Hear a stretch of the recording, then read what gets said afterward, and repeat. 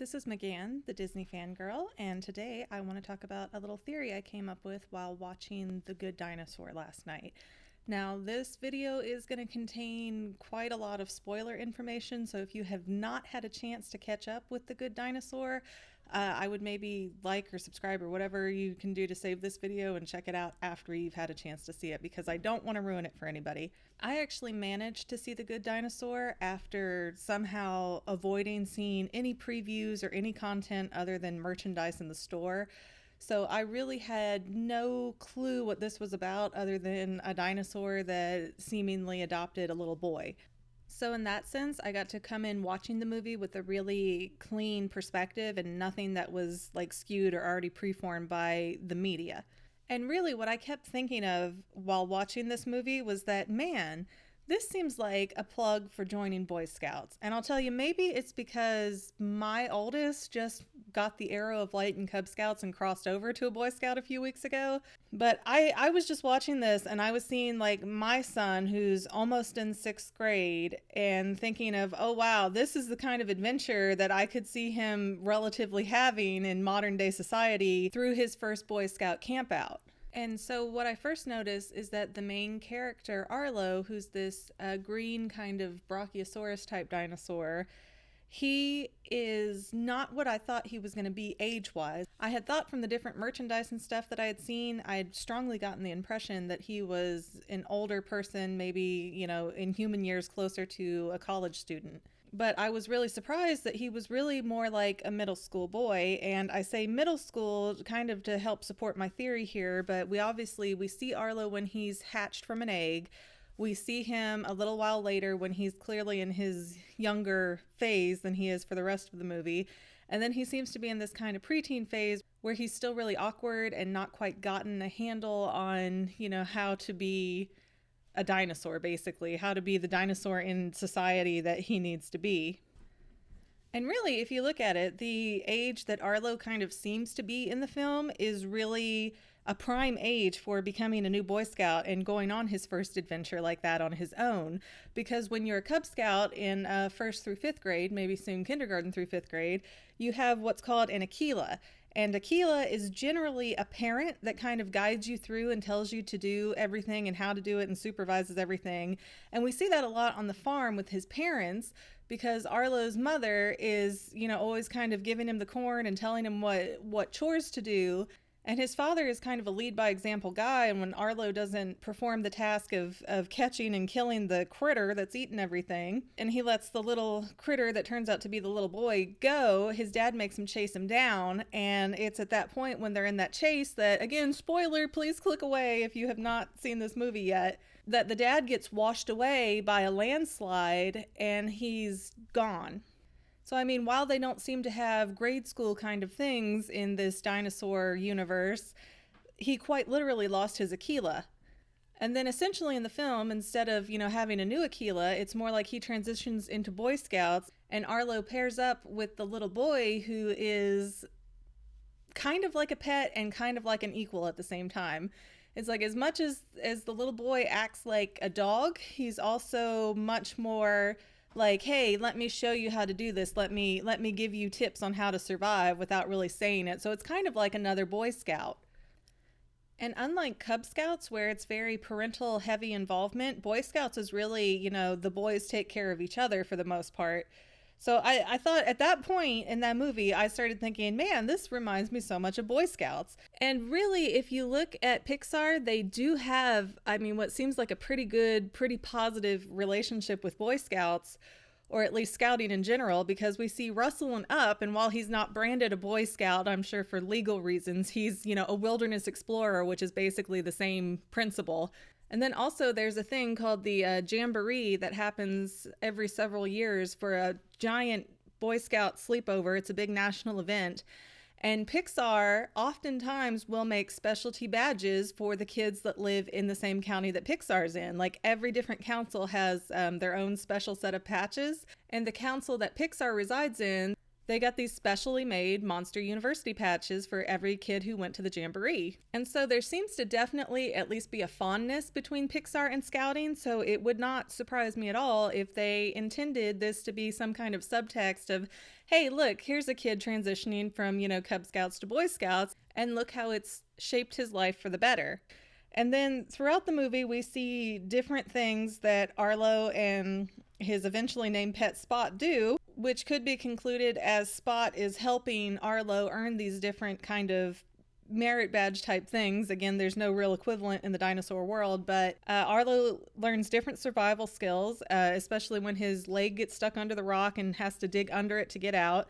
How to make temporary shelter, foraging for food. Spot teaches Arlo how to swim. And then Arlo starts learning other things on his journey back home, like, stranger danger, which is funny because in all of the Boy Scout handbooks, every time they publish one, they have a removable sort of chapter there at the beginning that talks about stranger danger and which adults to trust and how to know if something's not appropriate and that sort of thing. And so if we look at Arlo's dinosaur interactions, the first few that he get as soon as he's out on his own, we have the kind of Triceratops type dinosaur. I'm sorry, I'm not savvy on all the different dinosaur species, but we have that one that's kind of crazy. And then we have the pterodactyls that show up shortly after that Arlo also trusts because they act really nice, but they turn out to not be such good characters. And it's really, for me, it drives home just the fact about what Boy Scouts tries to teach you right off the bat about, you need to be careful about who you trust and, if these adults are really the adults you want to trust kind of thing. Arlo also learns about different cultures through the different people he meets, and part of that stranger danger as well. He learns about, cattle and livestock through the longhorns that the T-Rex family is trying to get back. He learns about athletics because really we don't see him do anything on his farm life that's really physical. I mean, he walks around and feeds those chicken-like creatures, but he's not really an active athletic kind of kid. We also see Arlo what seems to be learning CPR at the end of the film because he looks like he saved Spot, even though it clearly wasn't full CPR he did. It's still, I guess that's the only way you can really take that. And there was a camp out. They had a campfire where they were telling stories. If that doesn't scream Boy Scouts, I don't know what does. And all of this was building Arlo's confidence and his character and helping to shape who he was. And basically, these were all things that he would have never done or learned if he had not been basically forced out of his home through this series of events and made to learn how to do Boy Scout type things. And now while watching through the film, I mean, just out of 120 something merit badges that Boy Scouts could earn, Arlo could have earned or started getting credit towards working on, the following giant list of badges here, just from this one experience of getting washed away from home and waking up at that point. Okay, he's got animal science, athletics, bird study, camping, citizenship in the nation. They also have a citizenship in the community or world, but since he was kind of not specifically known where he was, it wasn't his community, but it wasn't definitely, he didn't explore the whole world. But he definitely went beyond his normal community, and he definitely wasn't in the world. So I would say citizenship in the nation. For that, he at least started. Climbing, crime prevention, because, the raptors stole the longhorns and made that issue. I guess it wouldn't technically be illegal if they don't have dinosaur police, but still, I'm gonna say that that's in the same context there. Dog care, because Spot was clearly some kind of dog-like animal, or supposed to be. Emergency preparedness.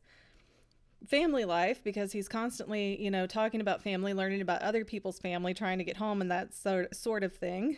First aid, forestry, disability awareness, because mainly the T-Rex that he was talking to had the gator bite that messed up his jaw. Hiking, horsemanship, again, that one might be a little bit of a stretch, but with his experience with the T-Rex family, they were definitely doing horse-like stuff, and he was trying to learn and copy it. Insect study, if you look at what Spot brings Arlo to eat in the beginning of their adventure. Life-saving. Mammal study. Nature. Orienteering, although Arlo could use a lot more practice on that. Possibly pets, if not dog care, since he was definitely taking care of Spot like a pet. reptile and amphibian study, again, mostly based on stuff that Spot was bringing Arlo to eat in the beginning of their adventure. Surveying, swimming, whitewater, and wilderness survival.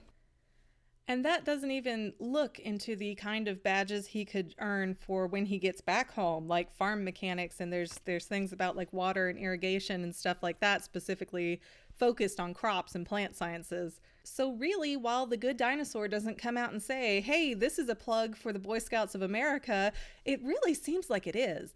And even with the ending where Spot and Arlo part ways and Spot goes off with another human family that clearly do not appear to be his actual blood family, it's like once you leave camp, you feel like, or once you leave Scouts, you feel like you're really connected with these other kids, like they are your family, and it can be difficult to separate away. And it really seems like the film is saying, you know, go beyond yourself, learn new things, have new experiences, you get outside your own yard, basically, and that is something that Boy Scouts does.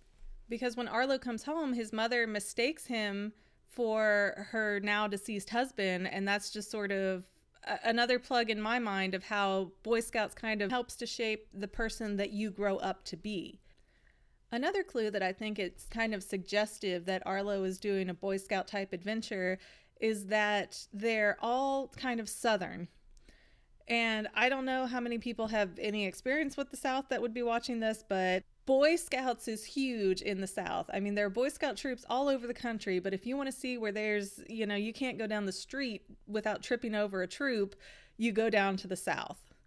And so just the fact that all the dinosaurs he interacted with were like Southern dinosaurs on their farm and that kind of thing, it just kind of implied to me like they were in a Southern place where Boy Scouts would already be more prolific. So in my mind, there's basically no doubt left that Arlo is maybe the first Boy Scout or Dino Scout, if you will. I mean, we can't even guess how a place would fully develop socially if a meteor hadn't hit and dinosaurs were the intelligent beings of the planet.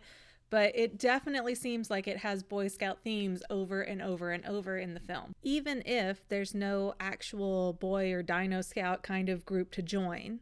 So that's my fan theory on Disney Pixar's The Good Dinosaur. If you agree, disagree, whatever, want to see a different kind of video, let me know in the comments. And I ask you kindly to subscribe because apparently I need 100 subscribers to be able to make a channel name. So thank you so much for watching today.